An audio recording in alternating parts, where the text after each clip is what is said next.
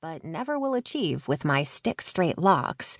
She gushes about the guest teacher from Seattle who will teach the vinyasa class. I'm not sure what vinyasa is, but I hope it's not too hippy-dippy. Or hot. I've heard about the hot yoga studios that smell like sweaty socks. Maybe I should have Googled it, or at the very least thought to ask before agreeing to join her. It'll be so much fun. Her eyes shine with a vibrancy I wish I felt. And don't worry if you can't do some of the moves. He'll suggest modifications for the advanced poses. Oh, God, this is going to be a disaster.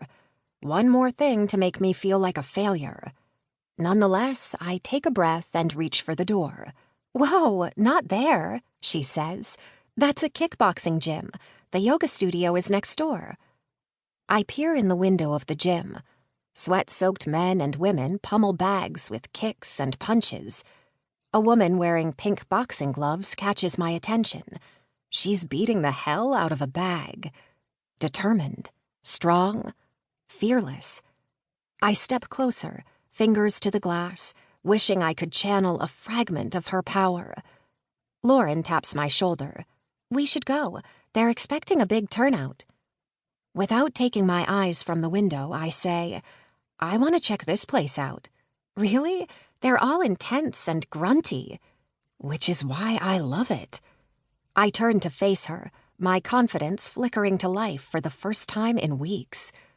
Go on ahead. I'll be there soon. Just don't get in anyone's way. They look violent. She holds out a hand. Give me your mat. I'll save you a spot. Technically, it's her mat. I'm just borrowing it. After passing it to her, I resume my window gazing, imagining how it'd feel to punch like the girl with the pink gloves. Are you going in or just window shopping? A male voice rasps. I whip around, ready to make a snappy comeback, but my voice gets locked somewhere in my throat when my eyes meet his. I've seen green eyes before, obviously, but something about the combination of his soulful gaze and the dark brown hair that falls to his jawline is mesmerizing. I was on my way to yoga next door, but this looks interesting. All the punching and whatnot seems therapeutic. I'm not sure how to decipher his piercing stare. I'm not a creeper, if that's what you're thinking. A smile tugs the corner of his mouth, and he leans against the glass door, all casual and cool, his arms crossed in front of him. They're covered in tattoos. A creeper? Nah, I wasn't thinking that. You want to come in and have a look?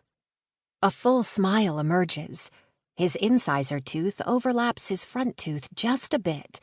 It makes his smile less than perfect, but in a charming sort of way. I'm sure women would swoon at his allure, but not me. My swooning was a temporary first-glance situation. I'm done with men at the moment. He reaches out a hand in introduction. It doesn't escape me that his knuckles are tattooed too. I'm Ryan Brincatt, one of the trainers. Katie Capwell. A tentative smile hovers on my lips when I shake his hand, but I inwardly cringe as I imagine a needle piercing his skin. I still have the occasional nightmare about getting my ears pierced, and that was nearly 10 years ago. He moves his hand from mine, and I sneak a look at the words, but he slips his hands into his pockets before I can decipher them. His arms are impossible to miss, though. A row of Chinese symbols lines his inner left forearm, and a thorny vine climbs its way up his outer arm, punctuated with fat, blood-red roses outlined in black. His right arm is covered with an elaborate scene of a winged angel, draped in a sweeping gown. Her eyes seem to glisten like they're holding back tears. The beauty of it makes me forget all about the stabbing pain he must have endured. I've never considered tattoos as art before, but whoever did his is ridiculously talented. Below the angel, an antique timepiece emerges from a skull with Roman numerals drifting off it, like the florets of a dandelion blowing in the wind. He clears his throat, amusement glimmering in his eyes. So, you want me to show you around, or do you need another minute to check out my arms? Oh, God.